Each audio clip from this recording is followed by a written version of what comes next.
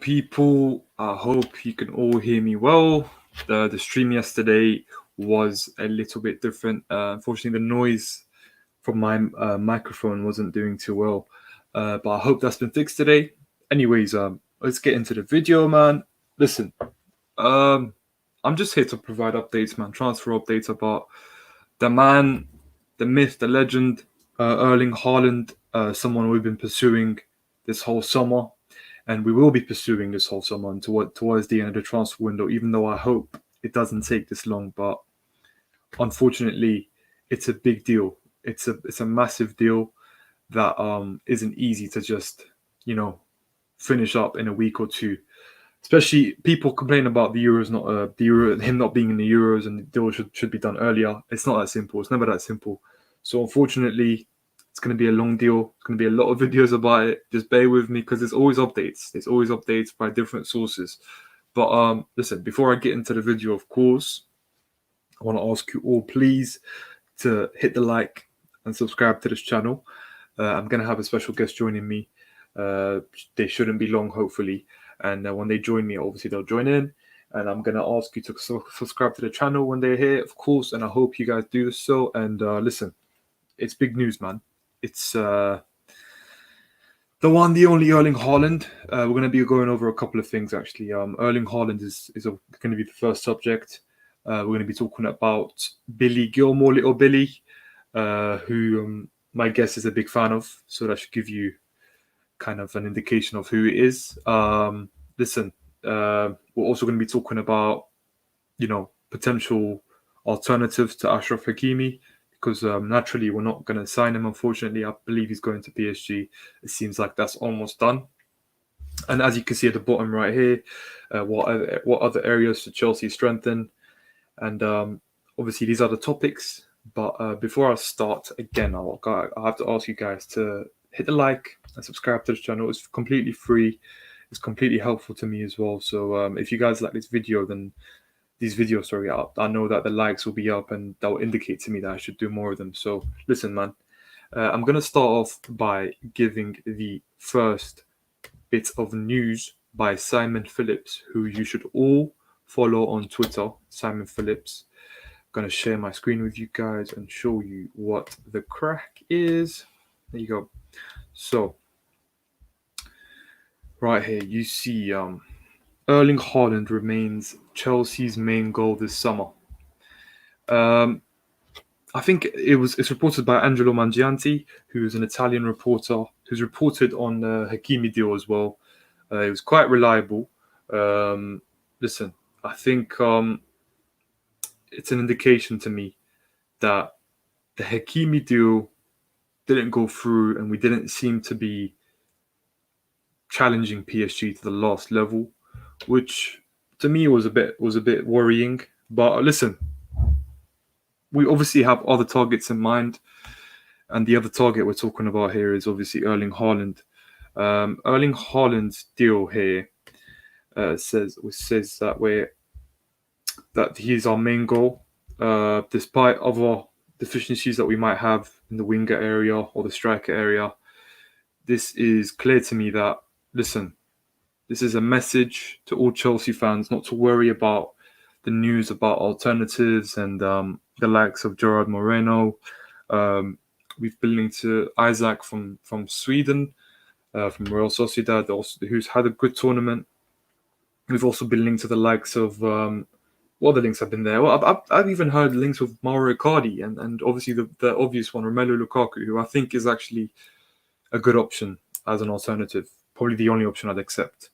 But yeah, I just want to go over some comments as well. Of course, we've got Josh here saying big ups Lens. Thank you, Josh, my friend. I don't think you're here yet, but whenever you're here, I'll welcome you back. And of course, we got the main man, William. Of course, William is part of the panel in Cage No Filter Football. I would appreciate it highly if you guys could also subscribe to that channel. Yeah, so that's the news for now. But this bit news here at the bottom, this is also very interesting. Another article was released by, let's have a look here, by The Athletic. And The Athletic are usually a reliable source. I'm just going to link you guys to the article. Again, it's by Simon Phillips, who I'm obviously using as my source today. But as I said, he's very reliable, guys. I recommend you all to follow him on Twitter. He reports the news of Chelsea. He's not exactly a journalist, but he reports news, and he gives us like an insight into other articles and obviously validates whether they're reliable or not. You see the news here, loud and clear. It says Erling Haaland would likely cost more than twice as much as Kai Havertz, but Chelsea are determined to bring in a top striker. Listen, this top striker is obviously going to be Haaland, and I think for me, Roman Abramovich is a big fan of strikers. He's always been a big fan of strikers. One of his best friends is Andrei Shevchenko. I'm not just reporting gossip here. We always see Andrei Shevchenko in the stands at Chelsea games. He's been linked to the Chelsea job, and that indicates to me that someone like Roman is a big fan. He's a big fan of strikers. And I think he enjoys the art of goal scoring, and the most potent goal scorer in world football, especially a young one, would be Erling Haaland for me at the moment. And I think we have been crying out for a striker of that caliber since Didier Drogba. And this is not me saying that Haaland is at that level yet, because he's not reached that level and probably will have to work really, really hard to ever reach that level. But listen, Erling Haaland here, if you guys look at, it's actually a YouTube video, which I would recommend you guys to watch.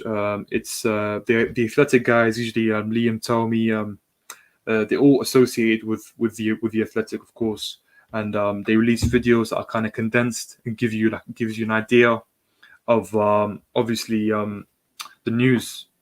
And listen, for me, him costing twice as much as Havertz is something that's expected. As we all know, he has a release clause of around 70 million next year.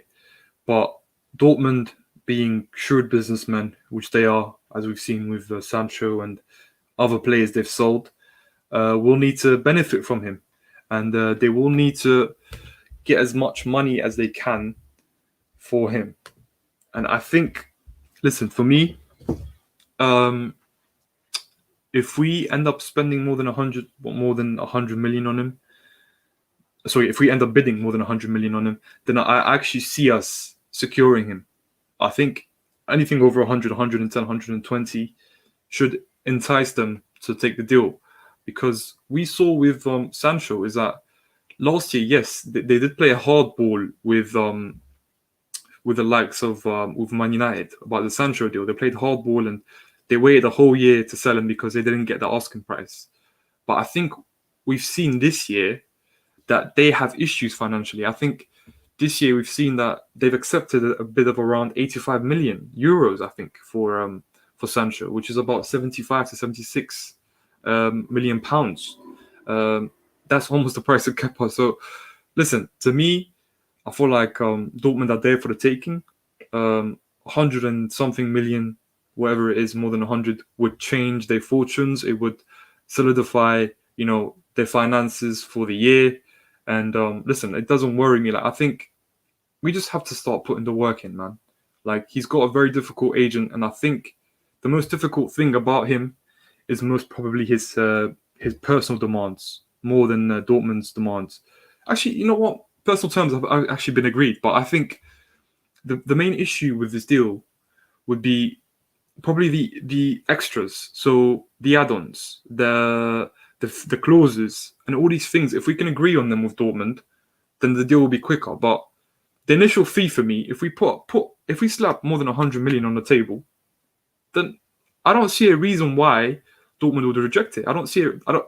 We've apparently we've offered less than 100, and we've offered players in return, the likes of Tammy and stuff. But to me, man, it seems to me like Dortmund settling for a low price with Sancho shows me that they need money, man, and that puts us in a position of strength.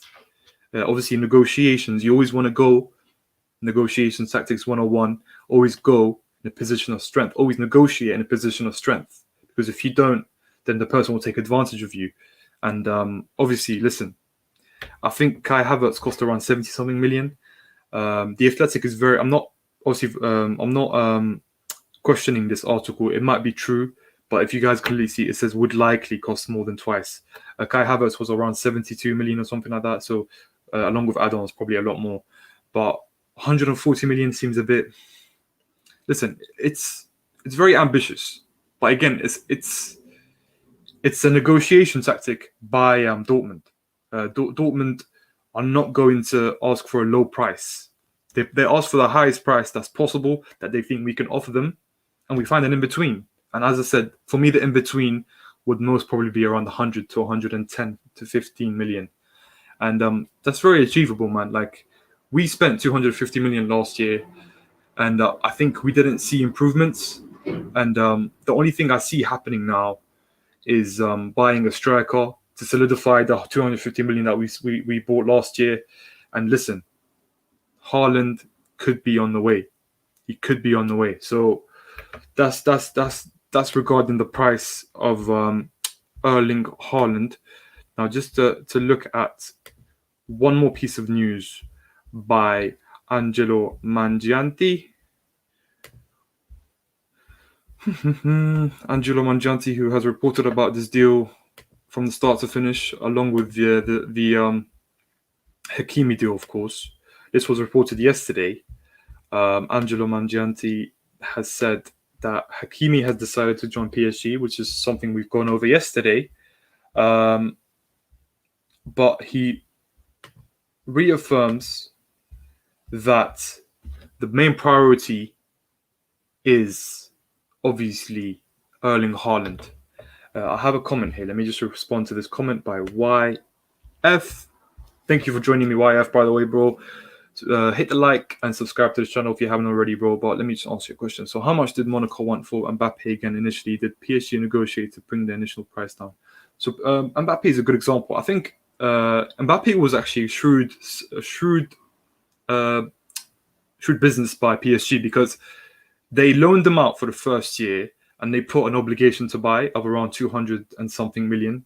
Actually, it might be less than that, 100 and I think 80 or so, or something of that kind. So PSG bought Neymar the first year when they brought in Mbappe, and of course they couldn't have bought both together. But I think they asked for around 200, I think, and the price went down. As I said, it's the same thing with Haaland. So Haaland initially, it's going to cost, as you can see here in this, will cost apparently twice as much as Kai Havertz. But as I said, a team will always demand a high price, which will be, let's just say 140, according to this report. But we're going to negotiate it down to 120, 110. And I think, again, that's very achievable. It's the same thing that happened with Monaco and Mbappe. But let me stop waffling for a second and obviously introduce my special guest who will be joining me. Listen, this person, I want you guys, as soon as she comes in, you watch this video and you finish this video, make sure you like and subscribe to every single one of her videos. You subscribe to her channel because her content is awesome. She has a new series regarding the Euros, and she goes in depth into every single team or every single top team, the likes of France, Germany. So make sure you go check it out as soon as you're done here. We're not going to be here for long, don't worry. But yeah, let me just introduce my good friend Lambs. There she is. Let me change the camera angle because I'm not an egotistical maniac. There you go. Here's Lambs. Lambs, how you doing? Thank you for joining me. Lovely introduction. Very No much. problem. I appreciate that. I'm not No too problem. bad. I'm not too bad. As you can see, I'm like almost like fresh faced out of the shower because I'm cheering a little bit later on, but you know. Of course. Yeah, thank you for joining me. Thank you for fitting me into your busy schedule, of course. But yeah, we're just discussing the transfer news of obviously this week, or today actually, specifically today. There's obviously rumors that, if you can see from the banners, that Haaland will cost twice as much as Kai Havertz. There's obviously other news we're going to get onto later, which I want your opinion, of course. But Haaland, what do you think about the price, man? What do you think about how much it will cost? Again, I think it's what Borussia Dortmund are known to do. Is what they've always done. You know, they get in the talent, the young talented players, they develop them, and then sell them off for like big fees, like big amounts of fees. That's just what they're known to do. Obviously, there is the whole Jadon Sancho saga that's been going on with Manchester United since last season, maybe even a bit before that as well, and that's still ongoing as well. And obviously, they're looking to get quite a significant fee for him as well, and throwing Haaland in the mix as well. That's two of their top talents, like highly rated players that they could be in danger of losing in the same window. So undoubtedly they want to make sure they negotiate the best deal so they can, you know, get viable replacements for them with the cash amounts. I think like with Kai Havertz, like you mentioned earlier, surely before I came on, you were saying how we would be able to negotiate that down, and I feel like we would be able to negotiate that down. I feel like they would still get, we probably maybe would be able to get like him for 120. There could be even the possibility of like add-ons and stuff. So if he goes on to win a Premier League, Champions League, you know, domestic trophies, triples or doubles and stuff like that. If he ends up winning the Golden Boot, like one season, I mean, so all of these things will eventually add up. So Dortmund will they might be. So I think, like you said, we're smart enough to negotiate that fact that Dortmund will still be able to get their worth. And, you know, it's clear that once we spot them generational talents, and he is in that conversation, and it's clear, like with Kai Havertz, I know there's been a lot of controversy with his performance at Chelsea this season, but we can see the moments of brilliance and where he came through for us. We can even see how significant he's been for Germany in tournaments so far, and they've been really quite up and down in the Euros so far, but he's been quite a standout player and he's impressed me, and you can see why we dropped the P's. And this is another player that I feel like we do need to kind of drop the P's for, especially given the whole, you know, we were close to Hakimi, that's kind of broken down. So it's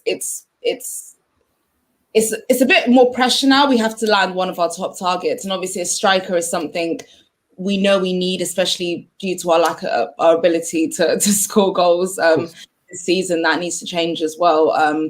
But like you said, I think that's still a possibility. Like, we are very, very, very good negotiators. People don't understand that there's not many people that can do this like us. Lambs, if you see the reaction towards Marina, because of obviously like reports that are not necessarily true. Like, I understand people's frustration with Marina. Like, since Marina and Bruce Buck have arrived, we've had some questionable deals, and we've obviously signed some players for very high wages and high prices who haven't worked out. But at the same time, we've also seen the good side of her when it comes to negotiations. The Kai Havertz deal, there's many other deals I can think of. Even selling Morata for almost 60 million. Like, she is a shrewd businesswoman who can get the best price for the club. I don't necessarily think she's here for the footballing and technical advisory side, because that's why we brought in Peter Cech. But just accept her for what she is. She's a negotiator who's benefited us in the past. So, listen, you made a good point about Dortmund. And I think one thing that stands out to me is the Sancho deal. And I mentioned the Sancho deal is very important, Sancho to United, because we saw how the whole saga went. It started off by them demanding a very high price, and then the next year they kind of bullied United into waiting a whole year for him. But what happened in the end? I think they got more than 40 million less than they initially asked for. So listen, I'm seeing Dortmund, and Dortmund is not the same financial strength from last year. So we can bully them, and we can almost, you know, entice them into give us Haaland for a lower price. And I believe so obviously on GNA TV, a channel that you're part of, I was just watching a stream, and Jem actually said that I think we've offered around 87 million plus Tammy. So we're seeing here that the negotiation tactics from Chelsea, like we're giving a low price plus a player, then we see what they want and we find an in between, and that's what will happen. But I've just got a comment here from YF. Of course. So isn't the wages a problem because it can cause a knock-on effect within the squad for etc. Havertz or co might see Erling Haaland is on 500k a week and say, listen, this is a good point, and I've tweeted about this before. I actually want your opinion about this after I'm done. But Lambs, I think football and sports is the only profession where you can actually look up and see the exact wages of your co-workers. Think about it, because I think in other initial like entertainment businesses, you don't initially get the exact price and how much they're getting paid. No. But in football, you do. And that might cause division and might cause problems in the dressing room. Some star players might, want to kind of start a problem with the boardroom because they want to get higher wages and get the same wages as their teammate. But at the same time, I think we've done a good job at maintaining the wage structure at Chelsea. And I want to also get your thoughts about this. What do you think about this comment? I think so as well. When you look at the fact that there's not that many significant differences in the wages between our players. Maybe certain standout players might be earning like 30 or 40 grand more than say their other players, but there's not too much of a big difference, especially when you look at say a team like Manchester United, and I think they have like players on the highest wage bill as well. And considering some of the performances that these players are putting in, obviously like a good example of that is Harry Maguire came off with that big price tag, got off to a very shaky start, was given the captain's armband as well. So you can imagine like the discord that could have caused in the camp when you have like veterans of the club that have been there for a while, put in a real shift at the club, and to kind of be overlooked for somebody who's basically just kind of come in. But I don't know. I feel like maybe the only question I have is, I know Ben Chilwell is our highest paid player. There is an argument that certain players should possibly be earning a little bit more, but I guess maybe that was part of the negotiation from Leicester. That was part of how they were going to get him. Maybe that, including agent fees and all of that legal financial stuff that happens behind the scenes that not a lot of us are aware of as well. So I guess maybe that kind of stems from the initial contract they were on when they first came to the club. They signed on a 4 or 5 year deal, and this was going to be their wages. Maybe small negotiations and bonuses can be arranged, during their tenure. But but it's not going to change so much as opposed to a transfer window, and you get a brand new player in.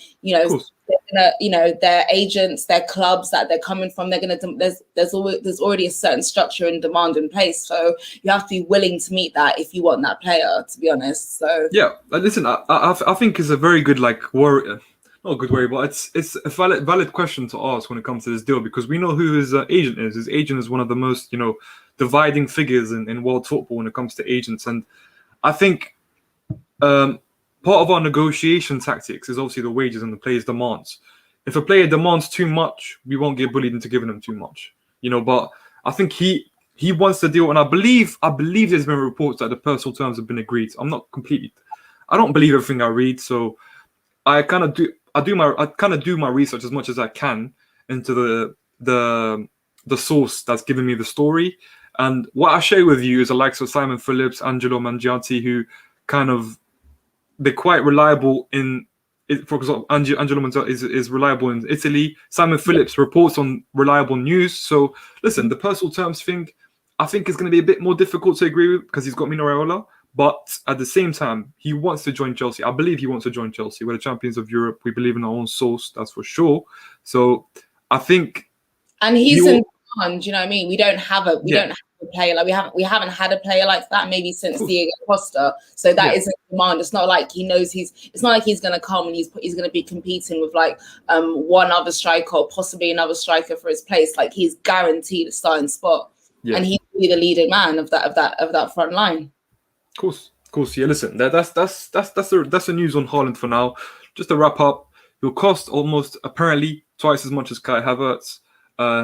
He is our priority, and I'm gonna put a question mark over this, but personal terms apparently are agreed with Haaland. But take that with a pinch of salt. The next news we're gonna move on to is one of your favorite players I know. going out on loan. Let me just share with you the article or the source that has reported this. Bear with me 1 second. Okay, so it's Liam Tomey. I don't currently have the tweet. I don't want to spend too much time looking for it. So Liam Tomey has reported that it was actually I believe it was during the Scotland and England game at halftime. Reported that Norwich City are interested in the acquisition on loan of Billy Gilmour.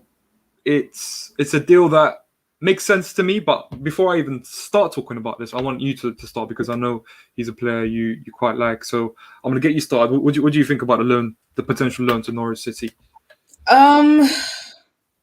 Obviously, part of me is kind of gutted, but I know that, okay, at least it's just a loan, and we are going to get him back, and we haven't stuck a stupid clause on that like we did with Fikayo Tomori, which I think was absolutely stupid of us. I think it's so clear the amount of ability and potential this guy has, and I was really quite gutted to see that he didn't get as many minutes as I hoped he would have got last season. So playing in Norwich, I know he's going to get minutes, and he's going to get those necessary minutes that he needs to get to improve on his game as well. And Norwich being promoted as well, meaning he's still going to be playing Premier League football, so he's still going to get a chance to play against, obviously, like, the big names, the top teams as well. So I think that's going to be good for him. I know the transfer window is still open. We are obviously, there's still rumours flying around that we are looking for another CDM in that position. So currently, with Billy Gilmour out, we have 3 currently CDMs in that position. If the transfer window should close and we fail to acquire somebody else in that position, should something happen, I hope we have the option to be able to recall him back in January when that transfer window opens, because we kind of saw what happened towards the end of the season when 2 of our CDMs got injured and we had to put Billy Gilmour in the squad. And for me, he did a decent enough job as well. And it's just how brave he is, his ability, how forward thinking he is, always calling for the ball. He just honestly reminds me of such a little regista. Like, he loves to control that midfield, you know what I mean? Just calling for the ball, commanding. This is what I expected Declan Rice to be doing to him in that England game, and him, little Billy with little to no experience, first international start in an official competition, and he did amazing, got man of the match and well deserved, and obviously really gutted for him that he got COVID and he wasn't able to play in the last game as well. I think maybe we will never know, but because they did have chances, maybe he could have been the difference. So that is a shame, but looking forward to seeing him in more international tournaments. And I think this kid has a bright future at Chelsea. Like, many people think that he might get sold. I think no way. He's got this loan is literally so he gets those minutes, he gets experience. But to have somebody of that talent in that position, in such a rare position, we would be insane to let him go permanently. Facts. Listen, I have managed to find the article, and one thing that stands out about the article for me is 2 things. So I'm going to go into Wyeth's comment. Actually, it kind of links to what I'm about to say. So, not sure why I see people complaining about Billy going to Norwich. Daniel Farke and Thomas Tuchel are very close. Norwich is a perfect loan move for Billy. He can develop a lot there. Yes. Now, this is a great point, and I'm about to link the article, and there's a key thing about the article that I really like, and it's this. Let me just share my screen. So, see here. The article says Billy Gilmour is likely to join Norwich City on loan this summer. This option is favoured by Thomas Tuchel, who worked with Daniel Farke at Dortmund. The fact that Norwich also play a version of the double 6 midfield favours the move. Okay. Now, what stands out to me is the last part. I think what I love about this loan, I'm trying to convince you about this loan, actually, Lambs, if you're not fully convinced. I think what I love about it is the fact that we've done our homework about where we're sending Billy. We're sending him to a system which he has played in at Chelsea. We're sending him to a manager who Tuchel trusts, the club trusts. We're sending him to a team that, listen, I understand the worries about them being a relegation, candidate, but the system of football they play, if you remember when they were last here, is based on having the ball and progressing it, which is obviously Billy Gilmour's biggest strength. And for me, that homework and the interest into where he's going shows me that we care about him developing as a player, and we care about him being our future CDM or our future number 6. I honestly think that him being a part of that squad, and especially if Norwich try and adopt a similar style to what Sheffield did with their loanee players, and I think that's what got them to, what was it, 8th or 9th place when they finished in the Premier League that season. Was it Sheffield United? Yeah, they were 8th or 9th, exactly. Yeah. I think it was a similar concept where they just got a range of like these loan players from these Premier League clubs as well that weren't really getting the look in, and they got their experience, and it resulted in Henderson basically earning his place back in the United starting 11. I think Billy Gilmour will be very, very critical to actually keeping them up and not getting relegated. Of course, listen, like we've loaned out players over the last year, like the likes of Conor Gallagher and Ruben Loftus-Cheek and Ethan Ampadu to teams that have been relegation candidates. Yes, and I don't think we've done a lot of homework about where they're going. But Billy Gilmour, like I haven't seen this much, reported about a loan deal. Like I think again that indicates to me that Tuchel rates him, and Tuchel, like I don't think he believes he's ready to play in his first team yet. But if he does develop correctly, he sees him, as you said, as a critical part of the team. So I'm not worried at all. I think, listen, I've always had doubts about him starting now because of his physical stature and how small he is. I think I hate this idea that DMs need to be physical and strong and 6'2", whatever. That's not how it works. But I do think you need to have an element of, look at Kante, You have to have an element of success on aerially and to an extent grounded as well. I've looked at his grounded duels and everything. They haven't been very promising, but this is something he can work on, especially being at Norwich, where you're going to face tough midfields against, the lesser opposition teams in the Premier League who play, physical football. So it's only going to benefit him. And I'd rather he played this year than sat on the bench at Chelsea. I know he can learn a lot at Chelsea, but I'd rather he played. So listen, it's a promising. For me, I'll give this an 8 out of 10. What would you give it? Yeah, I mean, obviously part of me is very, very gutted to lose him, but I'm very much looking forward to the prospect of watching him play week in, week out, like knowing that, when I watch match day, when we watch the highlights and round up the games, like we're going to see Billy Gilmour. We'll talk about Billy Gilmour's performance for Norwich. It's not like, is he going to play? It's not going to be that conversation. It's going to be like, how was his performance today? And didn't he turn up today? And I was a little bit disappointed, but then he redeemed himself by doing this. That it would be so nice to talk about him in that way and see him develop and get better and become a more complete player. Like we know that he can be, because the potential is there for everybody to see. Anyone who's denying it at this point is just crazy. If anyone if people are sitting here talking about Foden, Saka, who's the other one? Mings, Mount, all of these Greenwoods, all of these upcoming young players. Let's talk about Billy Gilmour, because he's one of these upcoming young players that deserve to be talked about, because he is talented and he's got a bright future, and I cannot wait to see him develop at Norwich. So I'll give it 7.5, because I'm still a little bit gutted that he's going, but still happy because it's a great obviously career progressive move for him. Yeah, you're going to be a Norwich City fan for a bit, man. I'd love to see it. I might join you as well. I'll be supporting Norwich in the games, especially when they're playing against Tottenham and United and them man there. Yeah, of course. Listen, he might listen. We saw, again. I'm gonna go into this. Actually, I wasn't going to. I was going to be nice, but Declan Rice, against Scotland and the game against England versus Scotland, I expect you. We all know it's a derby. We all know it's blood, passion, and glory, and all that stuff. I want to see you step up and ask for the ball. I want to see you step up and be brave, right? And I didn't see that from Declan Rice. I saw it from a little 5'8" guy who was wearing a Scotland jersey, a Scotland kid. So shout out to Marshall saying jerseys and stuff. But listen, I saw him wearing that Scotland jersey, and you know what? Step up. The guy's stepping up. He wins man of the match on his debut. People say he didn't deserve it. Yes, okay, maybe not. Tierney maybe did, but I don't care. Like, his performance was good enough to get that man of the match. He's won man of the match on every single one of his competition debuts. Like of course. I think one of his Premier League debuts, FA Cup debut, Champions League debut, and now international debut. Listen, the boy is magic. Listen, of course he is. I'm happy. Listen, I'm happy because people worry about when we were linked to Hakimi, people were worried about Livramento and his development, but no one's worried about Billy Gilmour's development when it comes to Declan Rice. But that's another conversation for another day, man.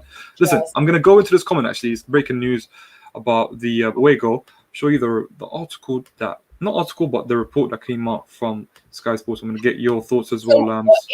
So what's this in regards to? Is it to all competitions or? Yes. So you can see here, it says UEFA has proposed a removal of the away goals from all UEFA club competitions from the start of 2021-2022. Listen. So what does that mean? So what this means? What's the point? So basically, you know how we have away goals. Like if you, for example, you score 2 away goals, you win 2-1, and then at home you're losing 1-0. Usually, that means that you'd still go through because you scored 2 away goals. Do you understand? So when it comes to the both teams scoring the same amount of goals, the away goals count as 2 almost. Do you understand? Yeah, that's been abolished. Now, if you score the same amount of goals in any, penalties, it goes extra time to penalties. Yes, that's okay. That's fairer then, to be fair, because you can't it kind of discredits, like you said, we score the same amount of goals, but you still get to go through. We've been knocked out of Champions League so many times, especially against Liverpool for crap like that, and it's so annoying. We've also qualified from it, though. That's the thing. So it's a double-edged sword. We've been knocked out more than we've been qualified. So maybe. But I think you know what this has done actually. Someone brought this point up on my timeline on Twitter. I think teams that kind of play for a draw and kind of like in the second leg, for example, if they have a 1-0 win, when they shut up shop, because they only need to concede 1 or 2, and then just 1. And then they can just shut up shop. Yeah, that's kind of going to be abolished now. I think we're going to see more like pragmatic football kind of go out the window when it comes to the two legs. So that's promising, but I don't know. It's very exciting. Like it had a different taste to it, man. I mean, like when it comes to away goals and stuff, I don't know, but because away goals used to mean so much, man. When you used to score an away goal, we still have the drama of VAR decisions as well. So yeah. Okay, cool. No problem. We got YF's comment, who's actually going to go into something I was going to touch on. Stands Alarms, thoughts on Tuchel wanting to experiment Bakayoko and Ruben Loftus-Cheek. Do you reckon he could get a 2 now then? I'm going to start. Absolutely not. I don't think he will. I think Bakayoko, I've given up on him. Listen, he went to Serie A to do 2 different teams, a slower paced league. He couldn't kind of reinvent himself. He couldn't, control the tempo, which is apparently a strength of his when we bought him. And listen, I'm done with him, man. I just think sell him, get the cash. Same with Ruben Loftus-Cheek. I'm sorry, people love him up so much. There's this obsession with the youth. Like the obsession started with him, I think, because he was one of the first ones to break through. But let go of the pipe dream. This is reality. Like you're not gonna wake up tomorrow and Megan Fox is outside your door. So let it go. It's over. Ruben Loftus-Cheek is done at the top level at Chelsea. And hopefully we send him out on loan or sell him to Lazio where he can play under Sarri where he had his best football. I think we should just cut our losses and sell him, to be honest. Like, it's another one. It's a shame because back here, I'd given up on him a long time. I was just like, we need to, this loan crap needs to stop. We need to just find a way to permanently just get him off our hands. With Ruben Loftus-Cheek, that's a bit of a sad one because I recognize the talent that was there before that injury, and I feel like it's just since that injury he's just returned and he's just not been the same person, which is a shame. But listen. And again, I think the novelty has worn off. Like it's a shame, crap happens. Other footballers have had career-ending injuries. Some of them have managed to bounce back. Some of them have kind of bounced back, but they've never really been the same. So unfortunately, it's just one of those things. Like it's a shame that it happened, but maybe you can still have a decent career elsewhere. But I just think the Premier League is just too fast-paced. It's just too much for him. And we just saw a perfect example of that in Fulham, where sometimes when he's running, his pace is just not really there. He looks kind of scared.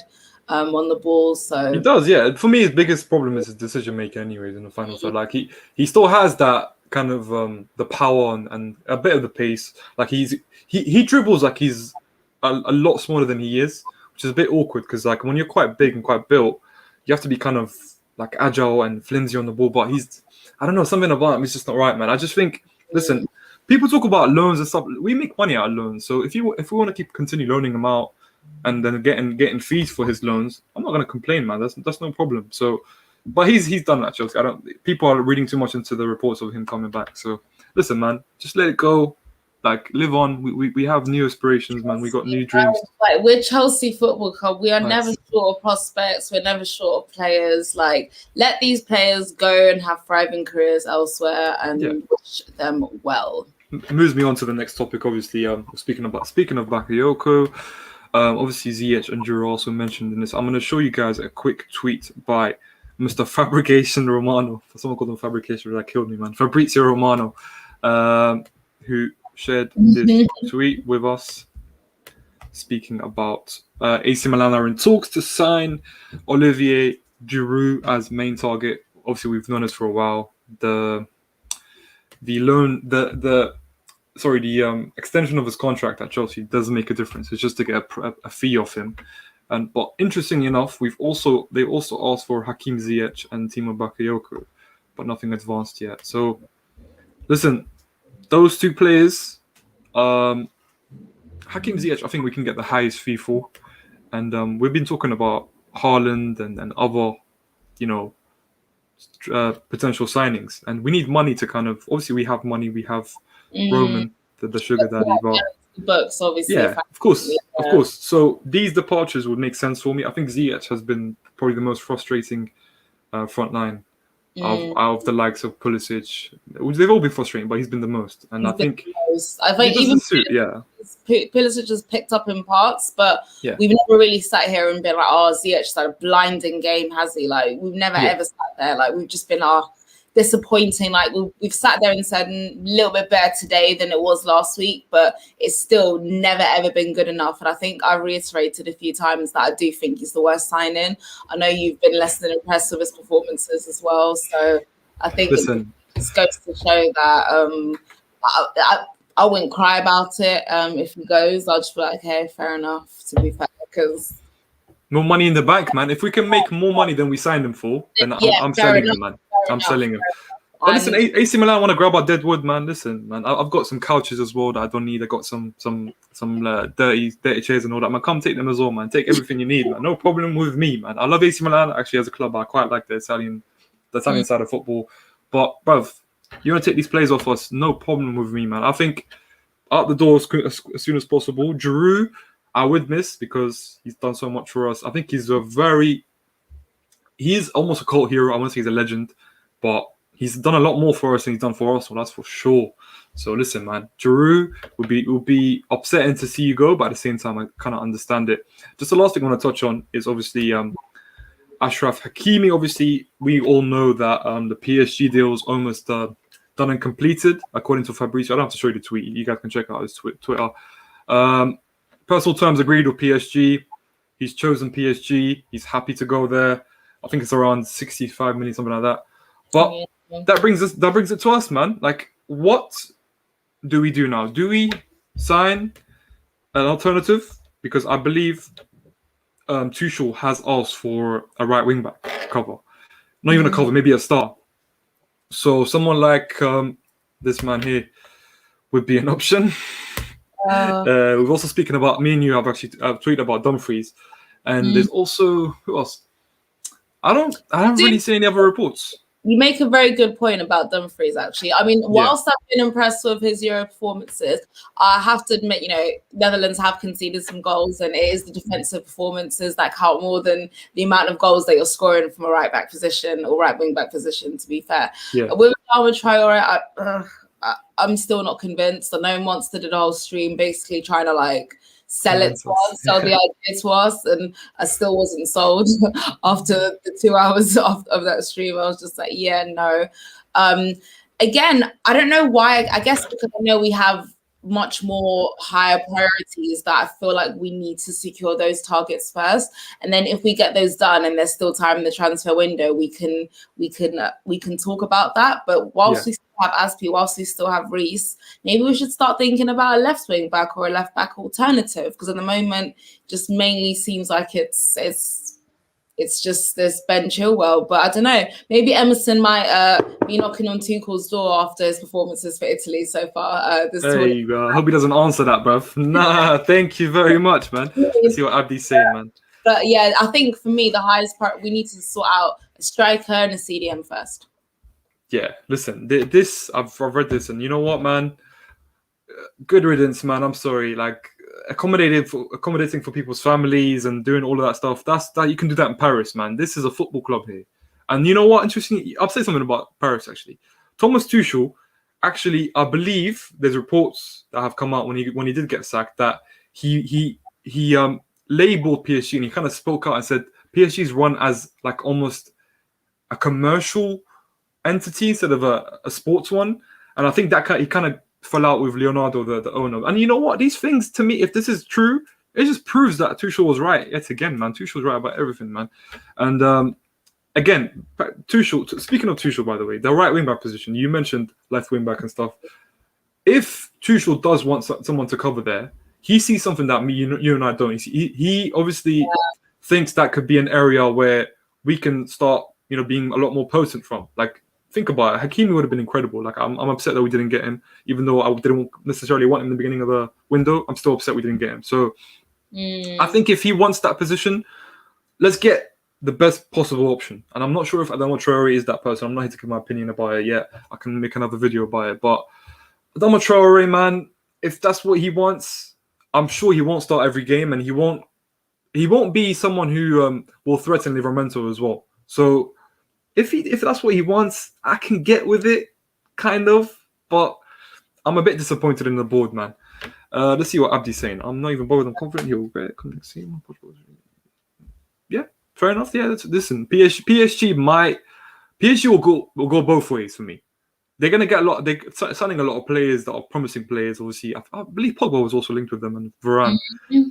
They could either be Champions League winners, or it will be a disappointing season. Because I think it's gonna happen. I think they're gonna have a similar situation to how we basically started off this last season, where you've got all of these amazing, great signings and this fabulous squad depth, but you have an incompetent manager who doesn't really know how to use them. And I do feel like this club, this reputation, the pressure and the expectations is a bit too much for Pochettino. And I think we already saw cracks of that and glimpses of that showing last season. I think should he get back to actually get the targets that he wants this season, they still fail. I think he's done for, to be honest. I think some of those players currently there as well might be thinking they made a mistake as well, and start looking to kind of leave. Maybe Neymar might just be thinking, boy, I think I'm done out here. I'm joking. Probably not Neymar, but I think because Neymar's like their main contract, but Mbappe, possibly they could be in danger of losing somebody like him further down the line. We'll have to see. Listen, PSG is interesting, exactly, man. There's been rumors about Ronaldo, Mbappe going the other way. Listen, it's very interesting. But yeah, that wraps it up for us, man. Just to kind of, we spoke about Haaland, Hakimi, and obviously I want to thank Lambs for joining me. Obviously, guys, as I said, Lambs Reacts has some great content, obviously. And obviously the recent content she's released about the Euros is very fascinating. Make sure you guys go subscribe to her. I'll put her link in the description after we leave here. Make sure you go subscribe to her channel. Like every single one of her videos, it is free after all and takes 10 seconds. So please do that. Thank you guys all for joining me. Obviously, like the video here as well. Subscribe to my channel. There's going to be a lot more content.